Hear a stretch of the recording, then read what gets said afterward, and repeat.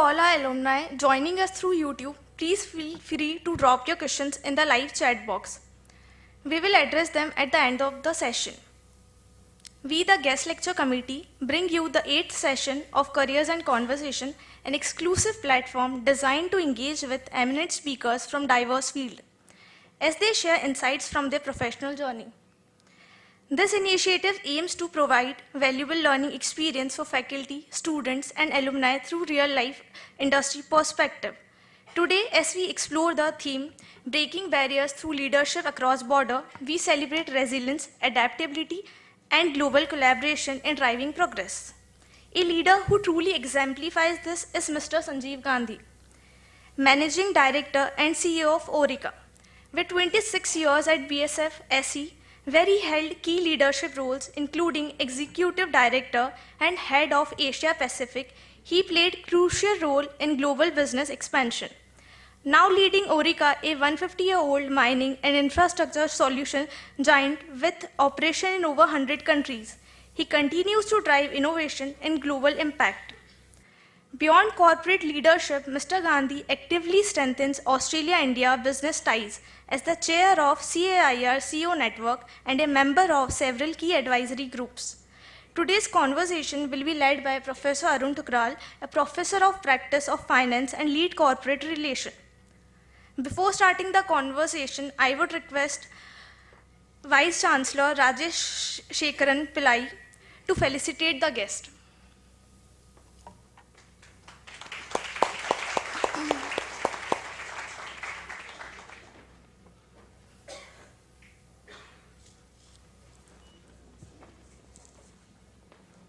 Pleasure, sir.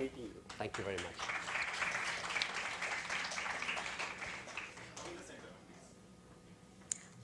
Woven by our own students. This shawl is from Somaiya Kala Vidya and is hand woven by artisan from Kutch. About our founder.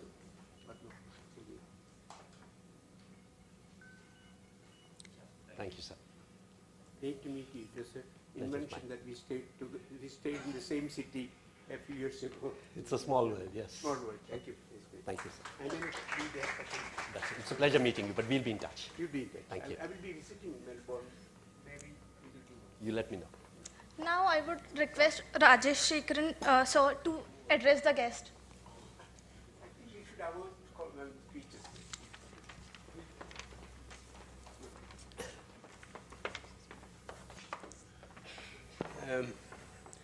Let me, on my personal behalf and on behalf of the university, welcome Mr. Sanjeev Gandhi for this Careers and Conversation event. It was a pleasure meeting him, even though for 5 minutes. We just remembered of my days in Germany and his days in Germany near Frankfurt, some small place. Thank you very much for accepting our invitation to come over here. It was unfortunate that Mr. Raman Ramachandran is not here today. Raman Ramachandran is definitely very well associated with the cross front of Mr. Sanjeev Gandhi. Today he's not with us because of his personal loss at home. I don't want to make a speech, usually. But of course, I would like to just say a few words about this institution. Somaiya Vidyavihar has celebrated its 83rd foundation day last year.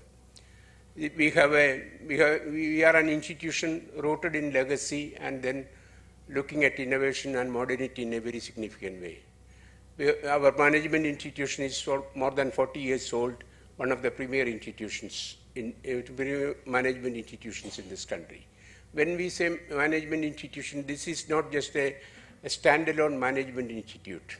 This is part of a multidisciplinary university. Everything everything of knowledge under the sun is there in this university. Humanities, social sciences, yoga, language and literature, Dharma studies, Jainism, Buddhism, Indian thought, Indian culture, all disciplines, science, basic sciences, humanities and social sciences. That is the hallmark of a university. You cannot, for example, management or engineering or science and technology cannot stand alone. It has to grow in an environment, in an ecosystem where other systems of knowledge also exist. And there has to be porous structures permeating across disciplines. That's very important, because you management students learn it much more effectively, and whatever is necessary for providing the right kind of knowledge and skills to the students, we are trying to provide. And this is an exercise in that regard. Let me once again wish you the very best. Make use of best of this in the inputs from these conversations, and then try to come up. Thank you very much. Wish you the very best.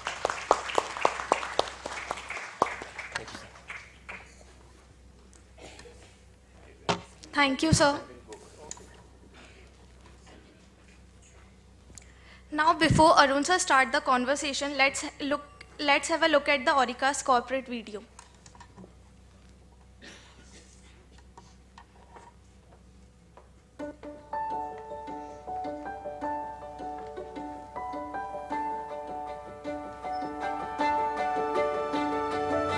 Every day, we're presented with new opportunities to deliver value and create positive change for our customers. By harnessing the power of advanced solutions and technology, we're helping to unlock new possibilities and create lasting value in mining and infrastructure projects. As a global leader in mining and infrastructure solutions, Orica was first to bring explosives and initiating system technologies to India, boosting the process of building a modern India that is self-reliant. Our journey in India began in 1958 with setting up the country's first explosives manufacturing plant. Over the last 7 decades, we've strategically invested in innovative technologies, supporting growth in Indian mining and infrastructure sectors. Today, our manufacturing center not only caters to the local market, but has also been transformed into a hub exporting products and services across the globe. At our Global Engineering Capability Center, we continue to create leading digital and automated technologies that are changing our industry. While our industry is being reimagined, we are always guided by our values. Safety is our top priority. We design solutions that mitigate risks, optimize operations, and prioritize well-being. It's a commitment we live every day. Our sustainability strategy guides us every day and everywhere. By making our operations more efficient and secure, we invest in a safer and more prosperous future for everyone. When it comes to supporting our communities, we think global and act local. We're committed to ethical practices.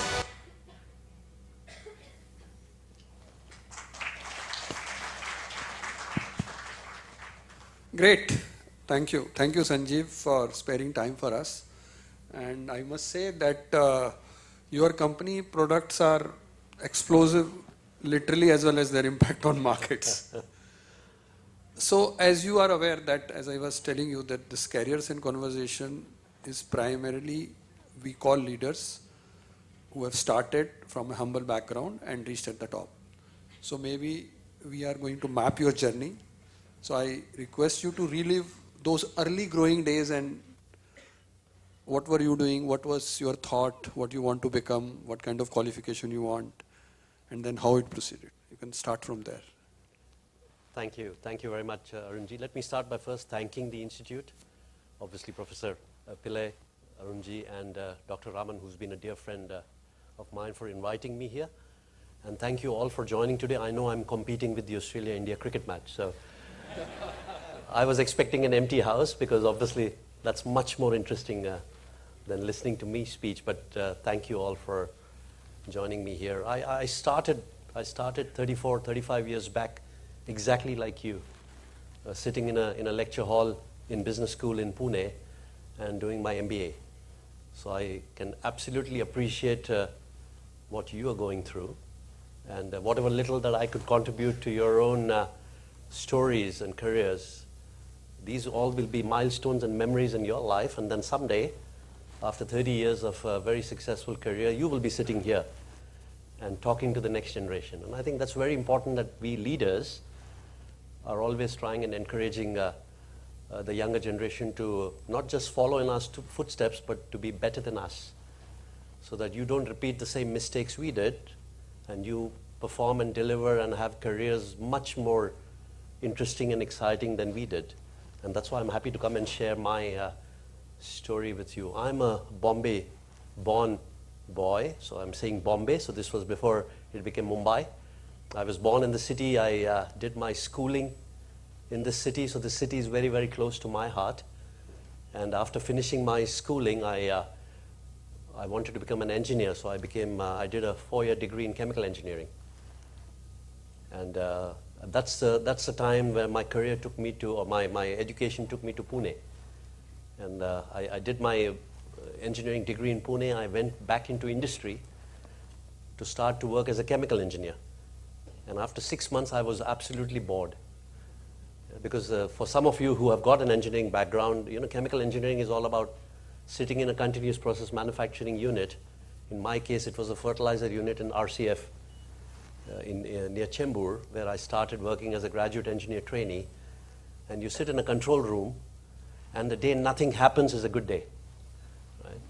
And if something happens, it's not a good day, because you have a problem, and then you have to solve the problem. And after 5 months of nothing happening, I really got bored, and I said, this is not how I'm going to spend my life, sitting in a control room and watching what happens with the chemical process. So I left my job. I went back to business school, and I did an MBA like you are.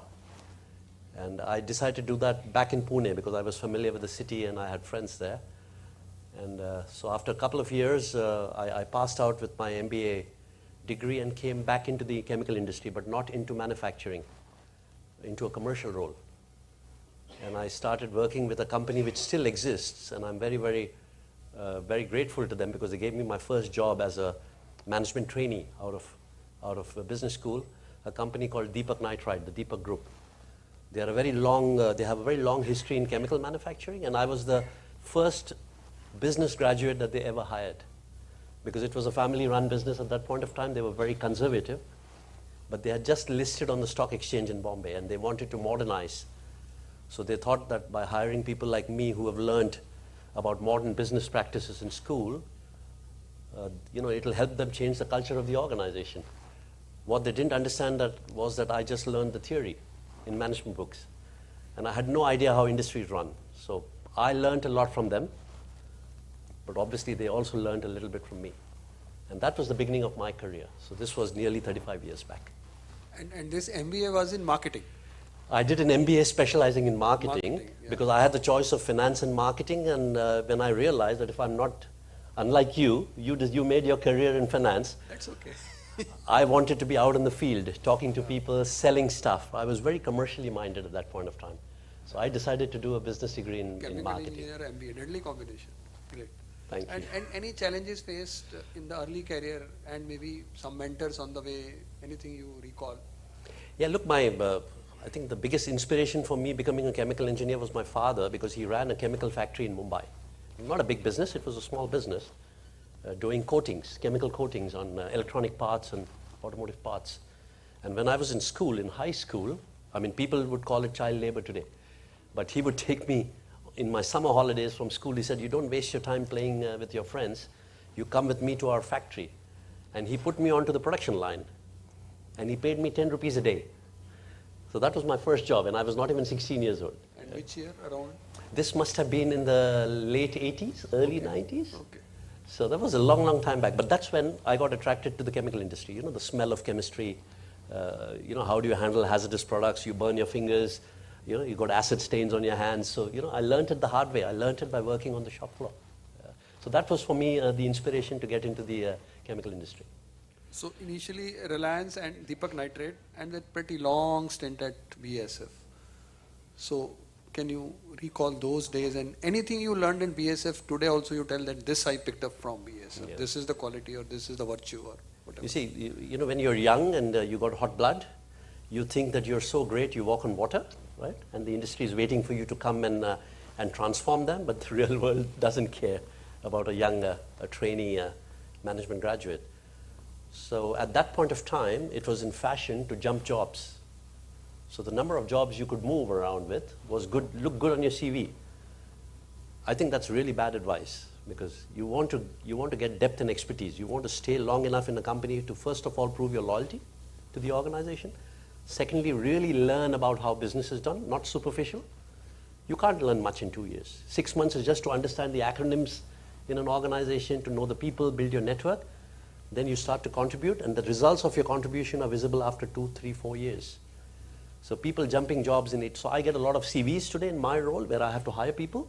If I see somebody with a fantastic track record, but they have moved jobs every 2 years, I have a big question mark about this particular person. So that was one of my early lessons. That should be noted. That was one of my early Because lessons. many of us think that. Right. Yeah. But I initially started with that same feeling. The more companies I jump in, my salary goes up. That's success. Honestly, that's not success. But nobody advised me at that point of time. So I worked for 1.5 years with Deepak Nitrite, with Mr. Mehta, Deepak Mehta, who's a big name today in chemical industry. In fact, I met him last week. And then I left him. And I joined Reliance Industries, because even then they were very big. And I was attracted by the big nature of the corporate and by the bigger salary, which was still 3,000 rupees per month, which you might spend in a day today. But I was just attracted by that. And when I meet Mr. Mehta today, he tells me he was really hurt that I left the company. He said he had big plans for me. I would have made a great career with the Deepak Group. And they're a big group. They've got Deepak Fertilizers, Deepak Nitrite. It's a big conglomerate.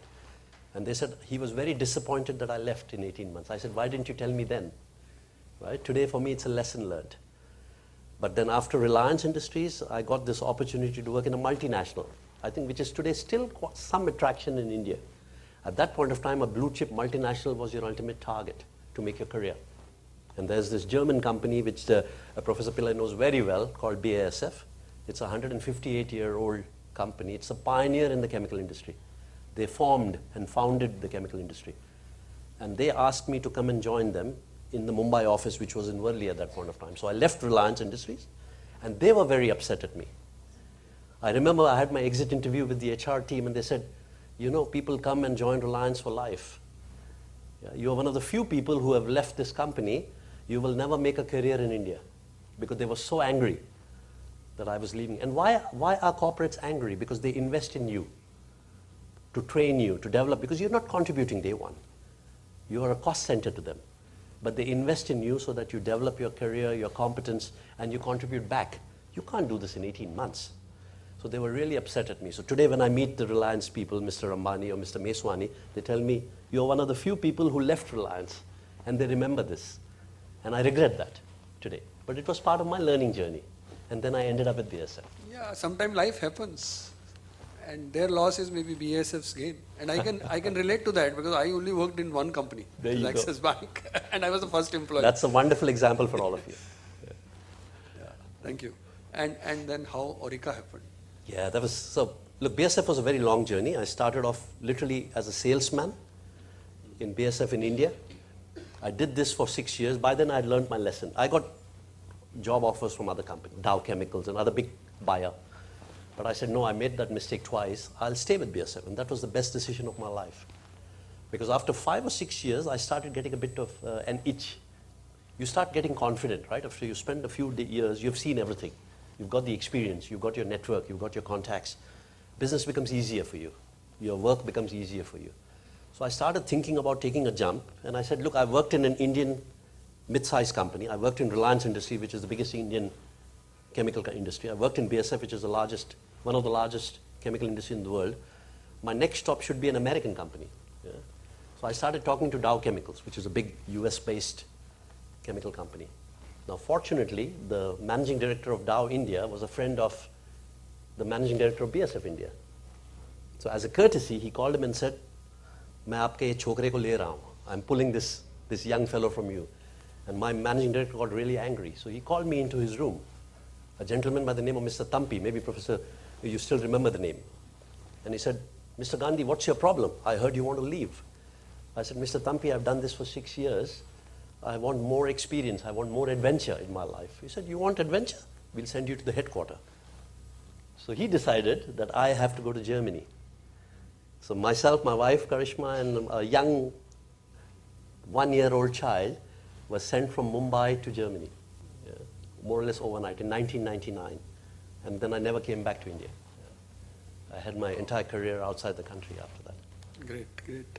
So we saw the video, Orica. Maybe tell us a little more about Orica, what you do.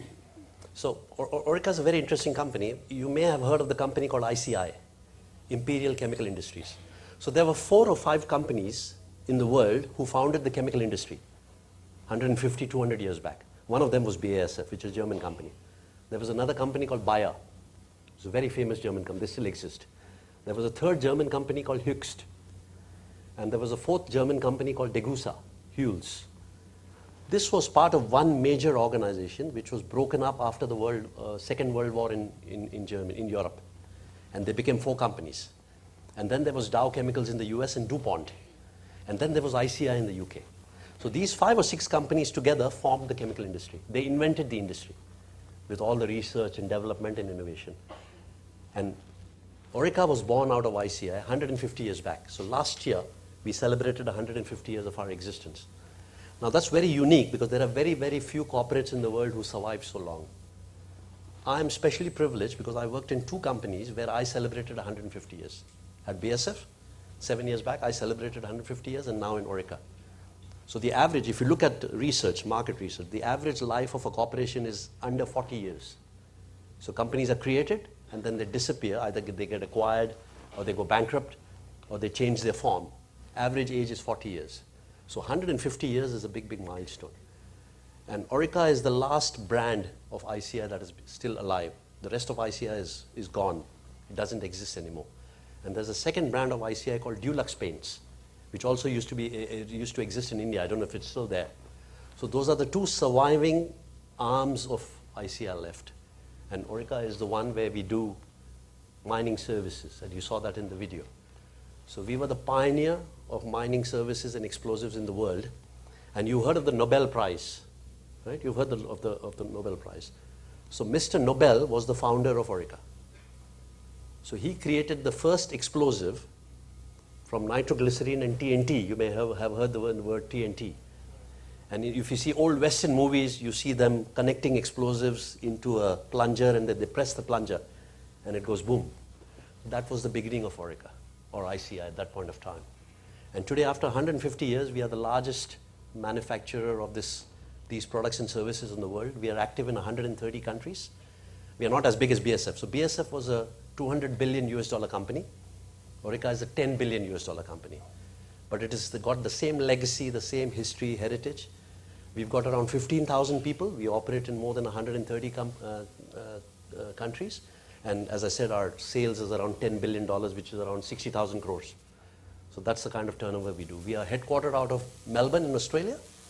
And the reason is the company was founded in Australia because the first gold rush in Australia happened in Melbourne. And Orica was founded with horses and carts to support gold miners 150 years back. And that's why our headquarters are still based out of Melbourne. And it's a very, very successful company, and it's been a privilege for me to lead this company globally for the last 4 years now. Quite fascinating, and I think we are having a blast, literally. So you have held a leadership role across different countries and different cultures. So what are the unique challenges you face, and how do you tackle, and is there a positive side to it? Yeah, that's the most amazing experience my family and I had. We had the privilege of doing this. We worked in and lived in 8 or 9 different countries all over the world. So we started in Mumbai. As I mentioned my story, we went to Germany. From Germany, we went to Hong Kong. So I was witness to the growth of China. So at that point of time, when we went to Hong Kong, China was not as big. Right? China was just developing. And I was instrumental in helping BASF grow their business in China. So I had this unique pleasure and privilege of watching China grow. Then they moved me to Japan, my family and I. And some of you may know Japan is a very, very unique country with the language, with the food. And we went in there as foreigners, as Gaijin, as Ausländer, as they call it in Germany. And it was very unique for us because the BASF organization in Japan never ever had an Indian boss. So in most of my positions, I've always been the first Indian in the role.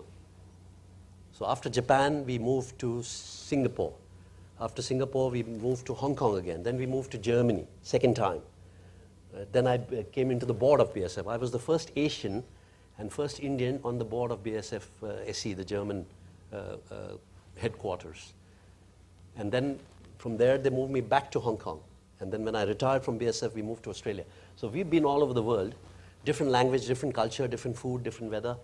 We are always the brown-skinned Indians, always looking different. Everybody knows you, you don't understand or know anything. In Japan and Germany, we couldn't speak the language initially. So it was really, really difficult, especially for the family. But we adapted.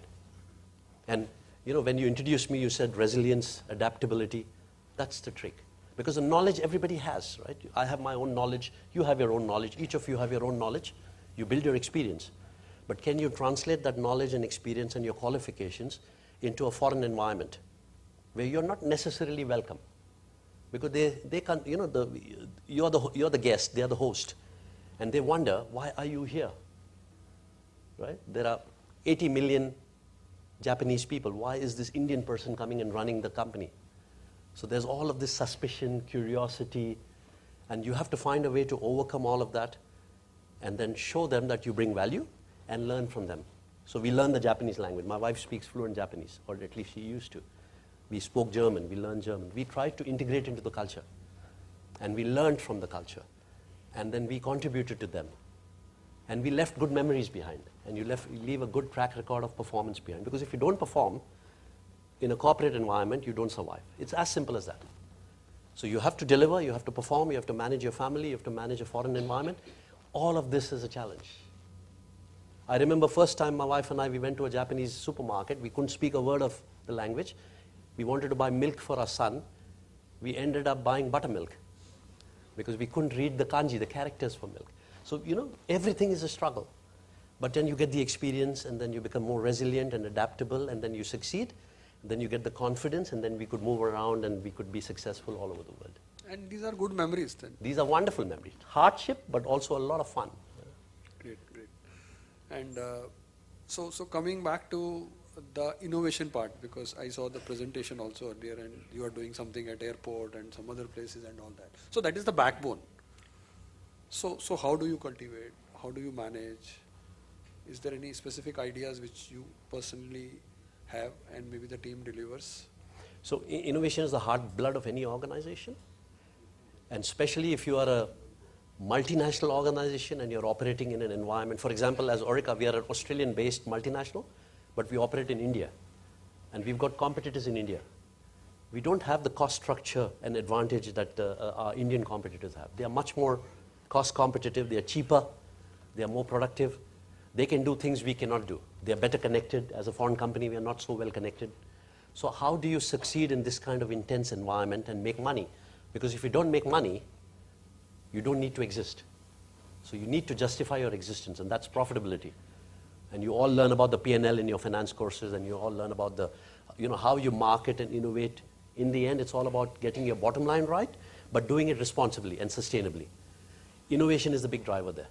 So Orica has 150 years of innovation history. BASF had 157 years of innovation history. That's why they were so successful. They launched products that never existed. We create industries that never exist.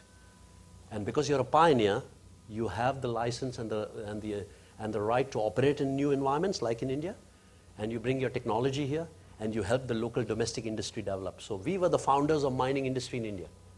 So if you go to the regulators, the mining regulators in Nagpur today, they still use ICI manuals from 70 years back.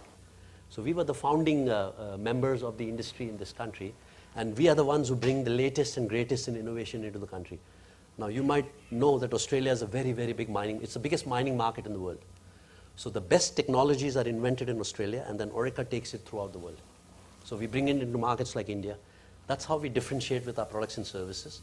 And then customers are then willing to pay us a higher price and premium because our costs are higher. We are a multinational organization. So we need to compensate those costs and make money. And that's where the innovation driver comes. So we invest around 10% of our earnings into innovation every year.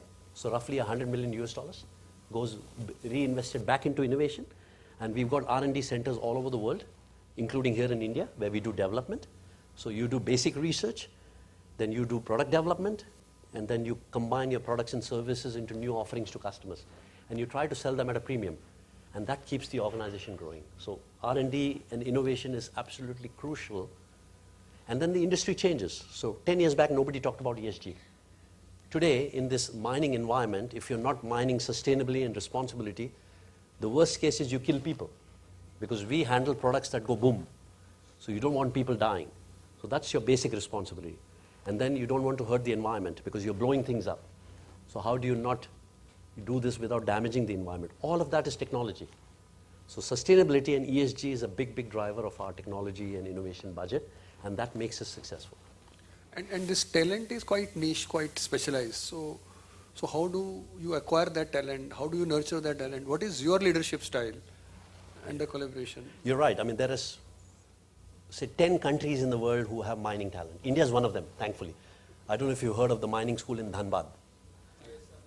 You're from Dhanbad, yes, right? Yes. So you should know Orica, I hope. Yeah? So we got a lot of mining engineers from Dhanbad. Indonesia, we have the largest operator in Indonesia. Indonesia is a very big mining organization. So we take a lot of people from Indonesia, Australia obviously, Canada, Peru and Brazil and Chile in Latin America, Africa. So we've got the network where we are able to find people from the mining backgrounds in these big, big mining operations, and then we move people all over the world because we are a global organization. So if you join, for example, from Dhanbad, Orica, India, you train for a couple of years on a mine site in our factories, then we might send you to Philippines. So you get international experience, but you also learn about how mining is done in another country. And then we might send you to Australia, to the headquarters, where you might spend a year, where you do. So, we do your career development, we invest in you, but then we expect you to stay with us. If you leave us after 3 years, then we are very disappointed. Yeah, and we are not going to deal with you again. So that credibility and that loyalty on both sides, organization to you, you to the organization, is very, very important. So in India, we are known as IEL, Indian Explosives Limited. Right? So people don't really know we are an Australian company. People think we are an Indian company.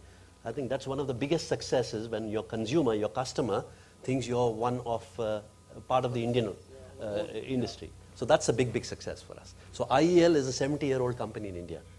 It was inaugurated by the first president of independent India. And we were the first onshore foreign direct investment into the country. At that time, India was not an FDI destination. Yeah, but ICI at those days decided, the Australian headquarters decided India has potential. That's when we invested in our first factory. And we've got a very successful track record.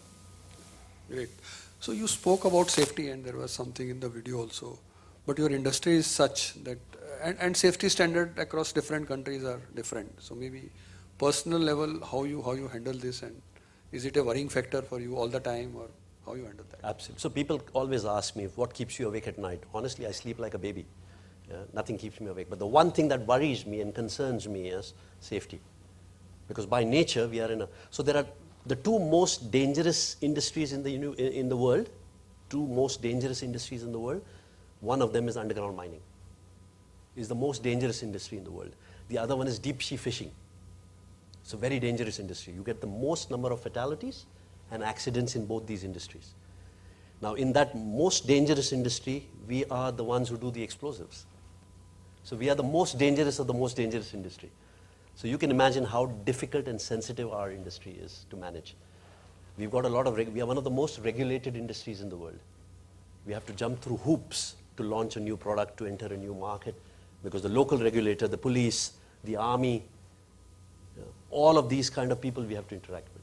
So whenever there is a terrorism, that's an unfortunate part of our industry.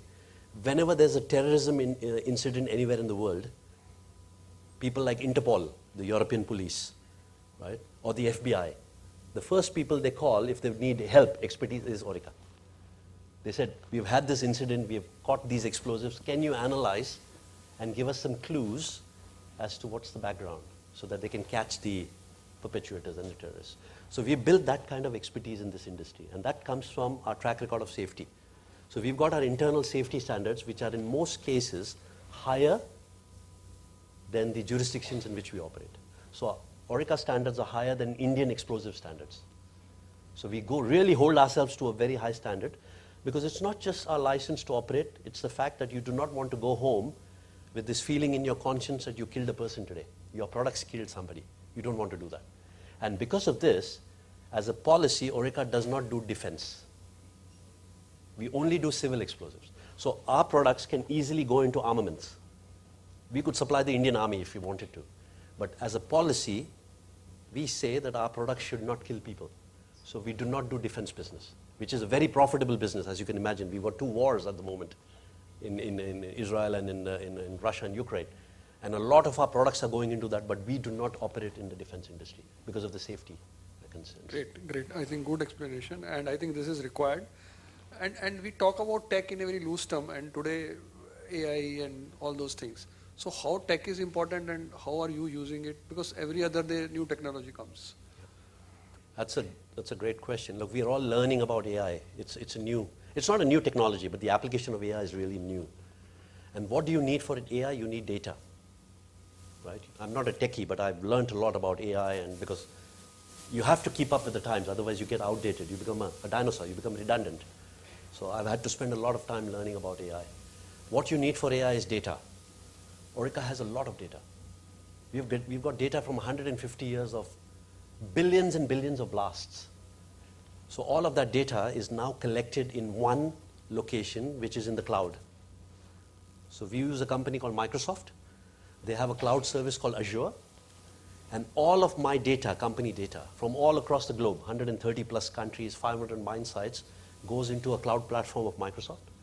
So it's all in one place.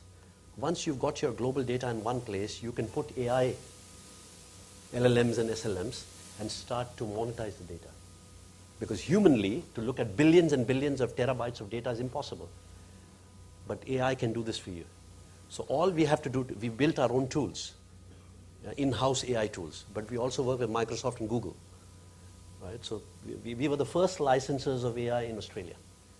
We were the first listed company in Australia to start to use AI 18 months back. So it's very recent. But today we've got our own AI tools, because you have to be careful. If you put it on ChatGPT, any data, that becomes public information. But my IP, my knowledge, my data is proprietary to Orica. So we don't use ChatGPT.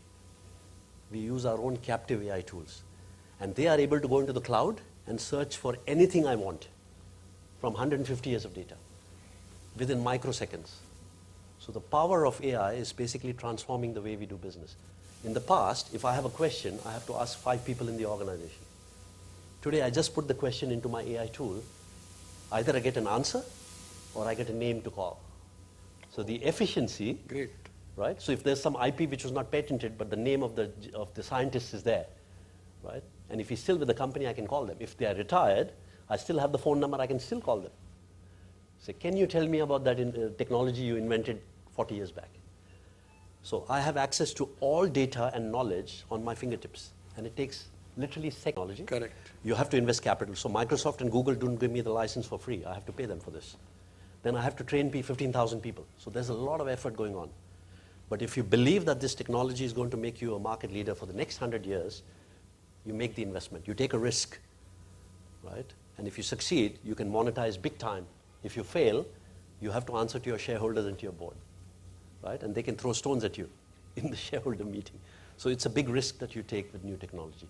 But we are used to doing this because we are an innovator. Yeah. And something on sustainability, because you spoke about it and we saw that.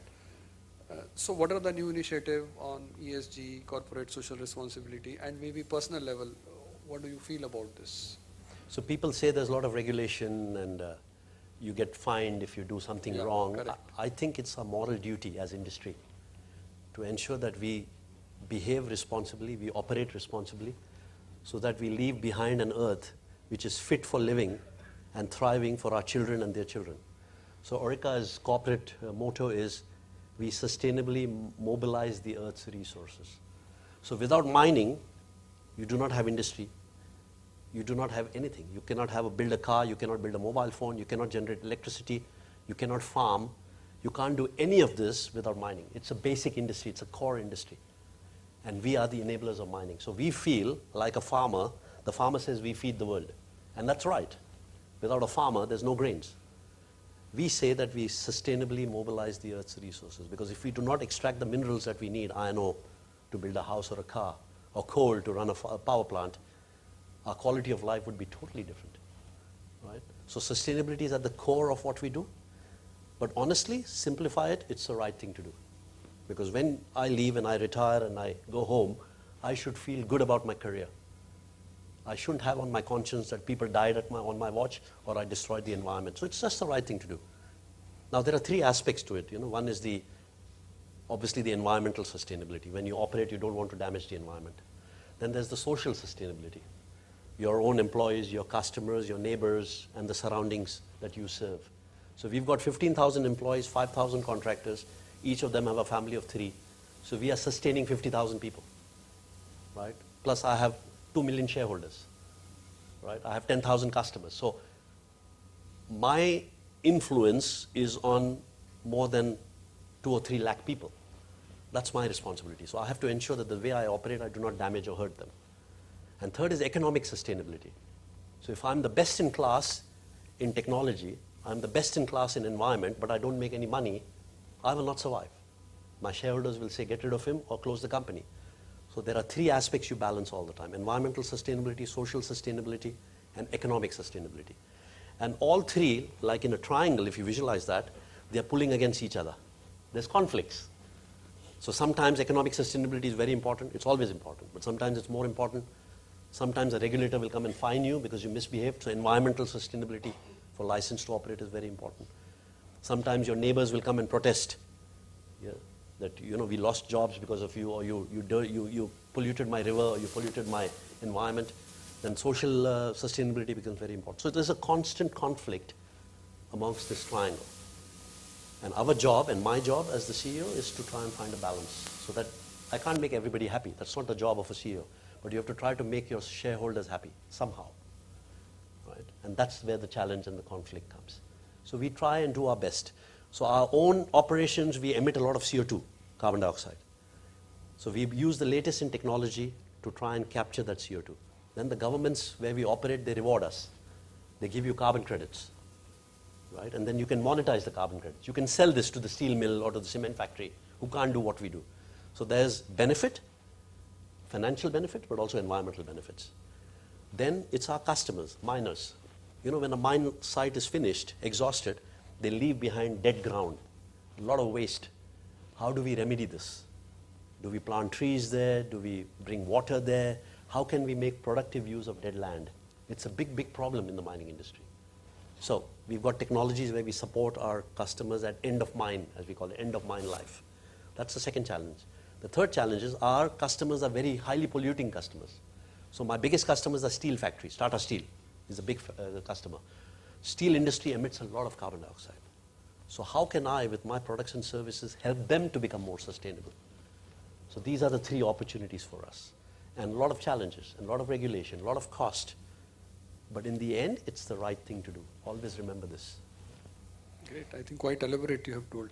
And now I think some advice for the students. See, you got it here. Now they would want to know 2-3 things which you can say that, yeah, these are the 2-3 things which got me here, so that they benefit.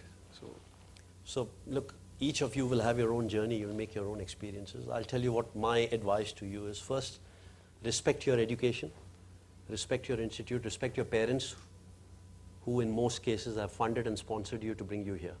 Do not underestimate this, right? There might be 10 million MBAs, but there's more than 8 billion people on earth. So you are a unique cohort. You are privileged, you are blessed, you are in a fantastic institute, respect it, right? Put in your time and effort. I know that you, at this age, you want to party. Even today, I like to party. But there's something called work and life. You have to balance this, right? So do not disrespect your institute, do not disrespect your elders, and do not disrespect your teachers, and obviously get through your education, get a good degree, because it will help you. It will help you to get your first job, because that's all when we hire fresh graduates, we don't look at your experience because you have no experience. We look at your degree, we look at your qualifications, we look at your marks, and we look at your ability to learn, and we look at future. So the people say you hire for potential. Potential comes in future. So if you come and interview with me, I'll ask you questions to judge whether you have potential in 20 years to become my successor.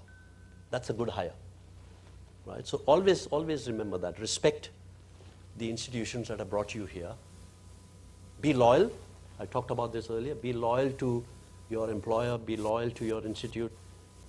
Try and learn as much as you can. Be open Be flexible, right? Don't go with a firm view that this is what I'm doing and I'm not doing anything else. Show your willingness to learn, because organizations look at you as a fresh business graduate and say, is this person willing to get developed? Because you've not learned the industry, you've learned the basics of management, but you've not learned about the industry, so you need to do a lot in terms of learning. Work hard, right? Find a way to balance your personal life with your work life. Don't do what I did, move around your family 20, 30 times. Don't do that, it's a bit extreme, right? Sometimes you must also learn to say no. But when you're young, you're mobile, you're flexible, join organizations who will respect you, who are successful, who have a history, and who are willing to invest in you, right? And then go with the journey. And be ready for surprises. You'll have failures. If you don't have failures, you have not succeeded. It's as simple as that. So you learn from your failures, and that's a very important lesson I had. I had a lot of failures. I made a lot of mistakes initially. But then the experience comes and you get better and better at your job. So these are just a few. Yeah. Okay, thanks. So before I open for an audience question, so let's change the gear. Something about your personal life. Because you are telling so many things, you are doing so much work. So it's all work or no play, or what keeps you happy? What Look, are I'm at your a hobbies? different stage of my life today than I was when I started out 30 years back. At that point of time, it was unfortunately all work. Because you want to do something with your life, you want to make a career, you take a risk, you leave the country, you go overseas. So you're the only Asian so when I went to Germany for the first time, to the BASF factory, I was the only Indian amongst 45,000 employees. So you can imagine the pressure you feel. You don't speak the language, you're trying to learn something, you can't communicate with people, so the pressure is intense. And the trick is, how do we ensure that doesn't pass on to your family? And I failed with that. So if I talk to my wife, she'll say, you were terrible at that point of time. Because you could not separate your work life, you couldn't leave your work at home and come back. She's smiling. So She's not saying that. So it was a lesson learned. Today, it's all about preparing for the future, trying to give back. That's why I'm here, trying to talk to you, to hopefully inspire you to do the right things in life. And try to take more time with family, with friends, because you realize life is limited. So you're not going to live forever. So the time that's lost is not going to come back. Yeah. So on that note, I think one of the students, when I was coming here, so they gave me some questions for some rapid fire or GLC blink, they said. So I'll ask you you give me a short answer, okay? A habit you picked up as a CEO that you never expected? Be on time. Be on time. It's a good one. If you have to eliminate one thing from the corporate world, what would that be? Travel. Travel. Wow. Which is tougher, cracking $1 billion deal or impressing your family at dinner? You can never succeed with impressing family. Never. Don't even try. A CEO's best kept secret for surviving boring meetings? Don't pretend. If the meeting is boring, shut it down. If you wrote a book about your career, what would the title be? Not thought of it. Okay. One word employees use to describe you? Easy. Great. Okay. Anything personal, like you like travel? So mountain or a beach? Nature. Nature. Nature. Always nature. Nature. Nature, hiking, trekking, being away from the work, especially places where you don't get a mobile signal, so you don't have to check your...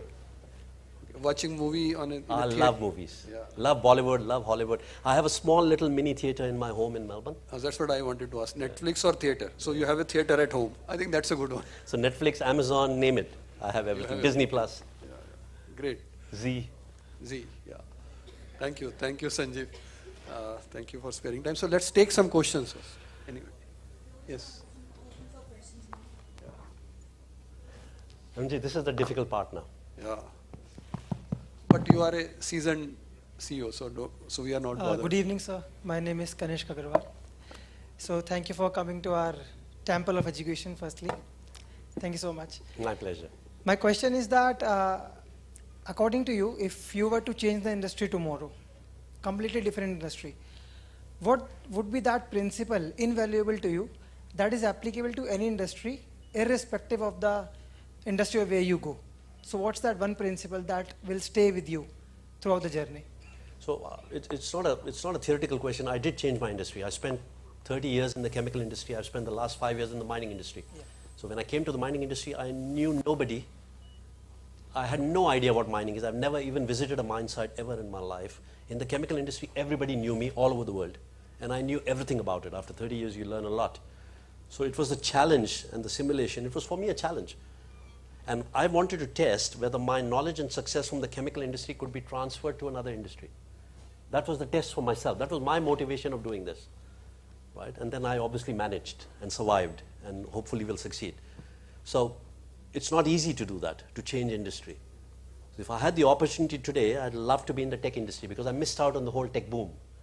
Right? And now I'm trying to learn about AI and trying to, at least speak the language.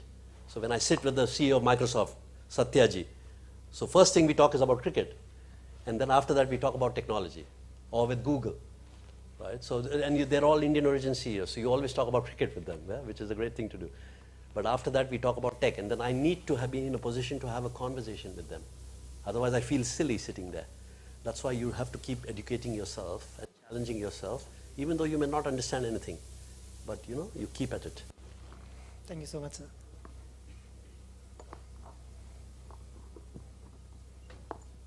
Good evening, sir. I'm Arvind Pemaraju. I'm a first-year student.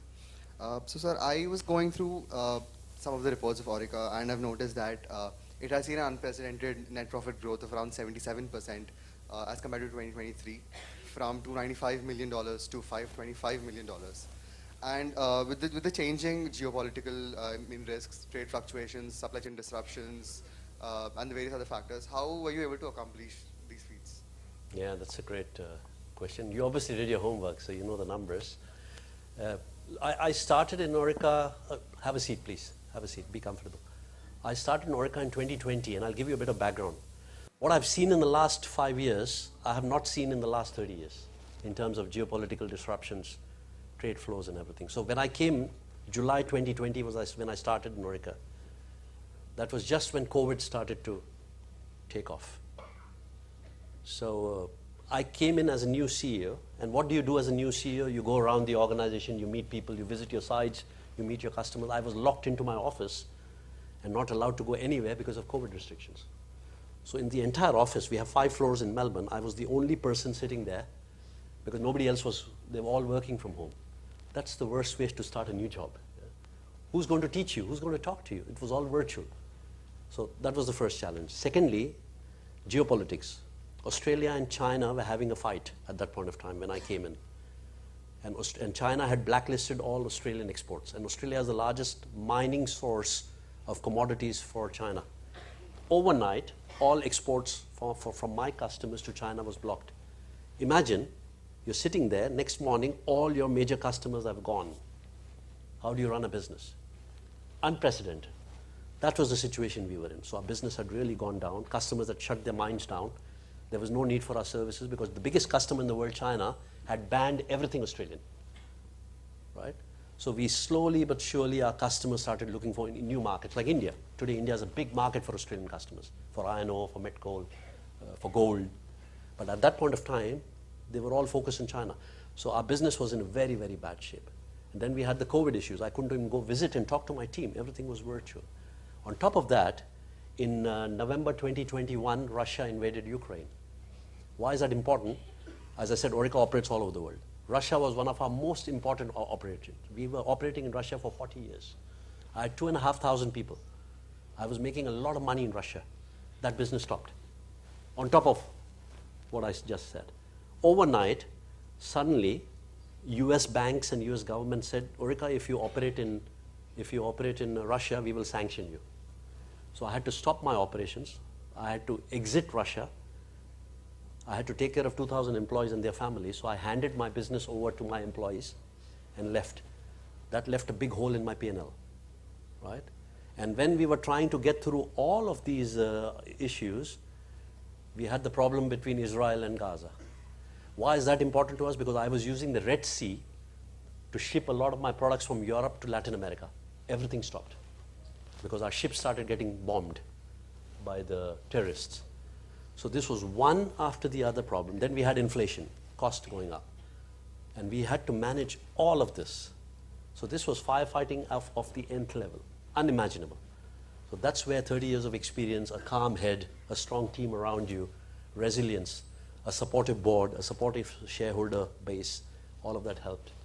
And then we managed to overcome all of that, and today we are again back to our peak in terms of our results, our numbers, and we are very successful. But it was not easy.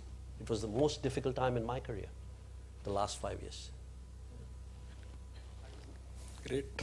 What a story. Yes. So good evening, sir. So, sir, according to your experience, what role does risk management plays in leadership, and how do you use it effectively to balance innovation with stability? It's a huge role. Risk management is critical and crucial to whatever you do. If you're in the finance industry, you know you have to go through your risk committee, right? You want to give a loan to somebody, you want to help somebody with capital or whatever. Risk management is core to it. Governance is core to it. And if you're a listed company, you have a lot of regulation that controls you. And then you are in an industry like ours, which is so dangerous. It's all about managing and mitigating risk. But the challenge is, how do you balance risk with growth? Because sometimes they can be counterintuitive, right? So you have to manage risk, and you do that by having SMEs. We call them subject matter expertise or subject matter experts. They come and give you advice. I don't know everything about what Orica does. I've not even met my entire team, 15,000 people. No way I can do that, right? So I depend on experts, local experts, regional experts, global experts, corporate headquarter experts. They advise me. So whenever I have a challenge, right? I have a challenge of sanctions, as an example, or tariffs today. Mr. Trump is talking about tariffs. I have big operations in Mexico, Canada, and the US. He just announced this morning that there will be tariffs. My product flows through the 3 regions. So what should I do now? It's all about risk mitigation, risk management. So I have experts on the ground who help me with a lot of things. Supply chain disruption, ensuring that we are compliant to tariffs, ensuring that we are compliant to sanctions, right? I still buy a lot of product in Russia. I have to ensure that I'm not sanctioned by the US government. Yeah? So there's so much of risk management involved every day in everything we do. So I have a small team of lawyers and legal experts, tax experts, insurance experts, SMEs, subject matter experts, and they advise me when I take a decision, and they sign off. That is called bureaucracy, unfortunately. That slows down an organization. But we have no choice. You want to keep your license to operate, you want to be successful as an organization, you need to manage your risk. What you have to ensure is that the bureaucracy doesn't rule the organization. If that happens, that's the beginning of the end of any business. So that's the fine balance. Thank you so much, sir. Anyone? One that. Good evening, sir. I'm Gitanjali Malhotra. So, sir, you mentioned you've visited a lot of countries, and not every country has been very welcoming to you. So, what is a particular incident in that whole experience where you changed that perception? What was that? Can you recount it? Oh, there are many examples, but I'll tell you the simplest one was when we first moved to Japan as a young family. And, we want to hire a cab. So you stand on the streets those days. There was no app. And you wave your hand, and then the taxi cab comes and stops. And they're very, very polite, the Japanese. Very clean cabs. They wear gloves, white gloves. The door opens automatically. You step in, give them the address, and then they take you there. Then you pay. Simple process. So it worked for the first, second, third time. Fourth time, my family and I, a small child, we had a baby pram with us. So we wanted to take a cab back home. The cab comes, stops, looks at us, drives off. So we said, that's so impolite. The Japanese are so polite. What's wrong with this person? And that happened a few times. Not regularly, a few times. So I was speaking with my so I was the only non-Japanese in my organization. We had 2,500 Japanese people. So I obviously was communicating with them a lot. So Keeping I asked the them. Indian flags high everywhere. I think you were the only Indian.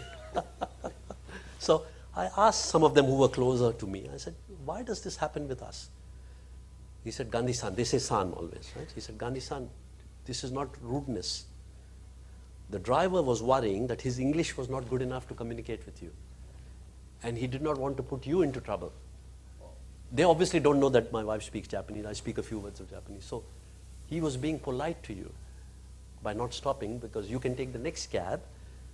Because at that time you did not have this, walkie-talkies and translation. You did not have anything in those days. And then we realized that it was a misperception from our side.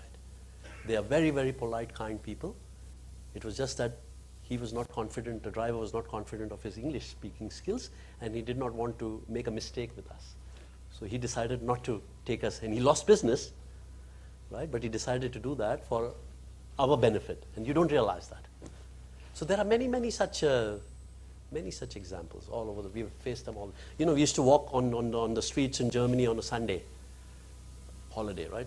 German people like to walk around, and you know, the sun is out, and we both speak fluent German, my wife and I. And you know, sometimes very old German people will say, "Ah, these bloody foreigners in Germany." You have to smile. And not knowing that, you know, we speak German, because we come as foreigners and we take the jobs of the German children, you know, they had this. And then I was to very politely reply to them in German. I said, "We are not foreigners, we are part of you. We just look different, we are German." And then they were the friendliest people. They would say, "Okay, let's have a coffee together," we become friends. So it's all about this, breaking this, the fear, the barrier, yeah, the suspicion. Yeah. Great example. So one last question, that girl, you can give. Yeah. So I was just wanting to ask that how does Orica approach talent development and retention, especially because it's in a highly competitive and specialized industry. Also, what's your opinion and what's your suggestion for the future leaders in this industry? Yeah, it's a niche industry. It obviously has potential because companies like Orica, we operate globally. So you can join Orica and see the world if you wanted to, if that was your career aspiration. But because we are in such a specialized field, we just cannot hire anybody. We look for young graduates, but also senior people, either from the mining industry or from the chemical industry or the manufacturing industry. So a steel engineer, for example, for working in a steel mill could join Orica. Or a chemical engineer like myself can make a career in Orica. So those are the kind of people we normally recruit. In most cases, for young graduates, we recruit directly from universities. So we've got campus placements all over the world. We go everywhere. And if you need management business schools, the best source for us for business graduates is consulting companies. So we work with every consulting company in the world. You name them, we work with them, McKinsey, Accenture. And they have a fantastic talent pool of young consultants. They call them consultants. They come and do projects with us. If we like somebody, we have an agreement with McKinsey, for example. If you like your young consultant, and if they are ready for a change, they can come and join Orica. So I always joke with them when they come and join us. Now you see the real world. It's easy to give advice to people. Now you're at the receiving end. You're in the real world. So that's a great source of talent for us. So we do a lot of campus placements all over the world, everywhere. Africa, Latin America, here in India.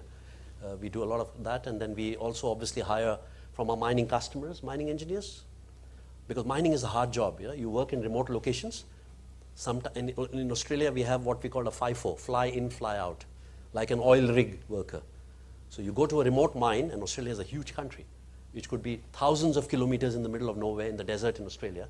You stay on the mine site for 2 weeks, then you come home, you get 1 week holiday with your family. So fly in, work 2 weeks, fly out, 1 week with the family, then you go back. That's a hard job. They are very well paid. So a normal mining operator in an Australian mine can be paid between 300 to 400,000 Australian dollars. It's a lot of money, but you sacrifice your family life. So after doing this for 5-10 years, sometimes the experienced ones get tired. They want to have a more stable job. So then they come and approach us, we hire them. So we've got different kinds of opportunities and channels into the market. And once you're hired, we obviously watch you for 6 months. We have a so-called probation period. And if you're doing well, we give you a permanent contract. And then we watch your development. And we invest a lot in career development. We've got a mentoring program where senior leaders mentor with young graduates, experienced leaders mentor with young leaders. So we do all of that kind of development. We do job rotations. So if you are in a manufacturing background, we send you into a sales job. Or if you're in a commercial background, we send you into finance. So you get more than beyond your experience and you learn all the time. And then if you're successful, you can make a very, very good career with Orica. So it's a lot of hard work. It's a lot of effort, time, money, and resources we spend on people development. And that's why we appreciate loyalty. Thank you. Thank you for the nuggets. We can go on and on, but I think because want of time and you have also an appointment, so maybe I can request Simran to. On behalf of Somaiya Institute of Management, I invite Professor Jitendra Nenwani to present a scroll as a token of our gratitude. We'll just read it first. Read it?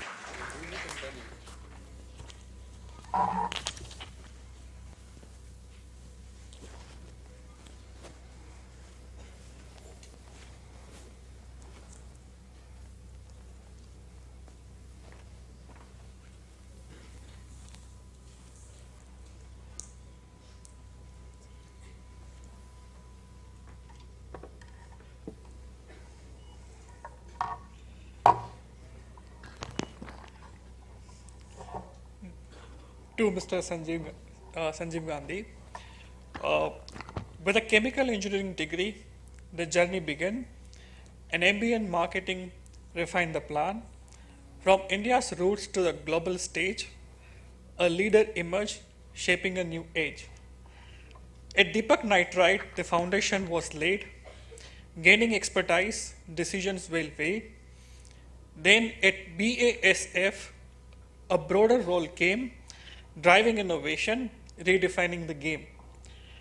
From Japan to Germany, Singapore to Hong Kong, leading diverse teams, building them strong. As a board member, breaking the new ground, expanding borders where opportunities are found. Now as a head of Orica, the vision expands, transforming industries, strengthening brands. With a strategy, foresight, and a bold point of view, driving progress, making breakthroughs. Across the markets, across lanes, a leader who truly understands, breaking barriers, leading with might, shaping the future, reaching new heights. Sincerely, Somaiya Institute of Management.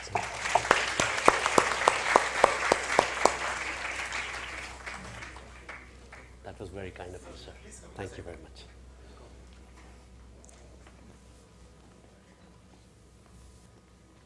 That is very creative.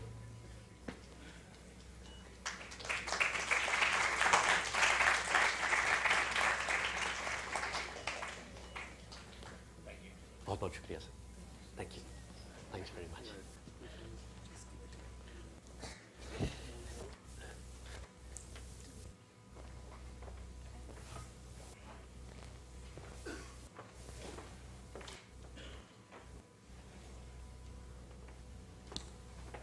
Now I would request Mr. Gandhi to sign the mug as a memento for us. Have I seen this before? Yeah? It's some television program, I think. Yeah? Coffee with Karan, exactly. Ah, so kind of you.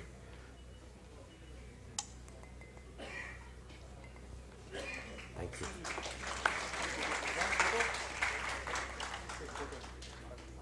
उठ जाओ क्या बैठ के? I'm fine. आप बोलिए. You're the master.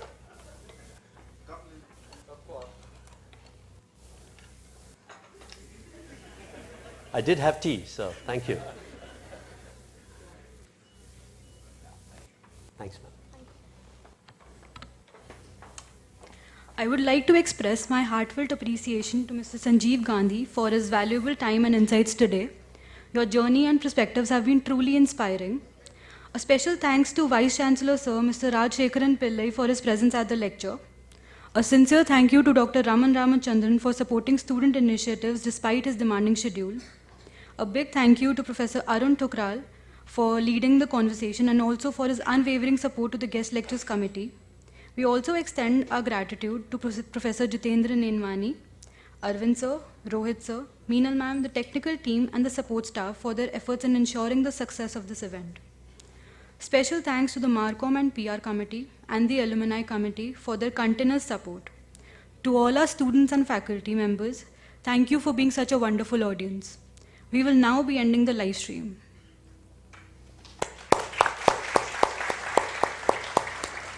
I now request our faculty members to please join us on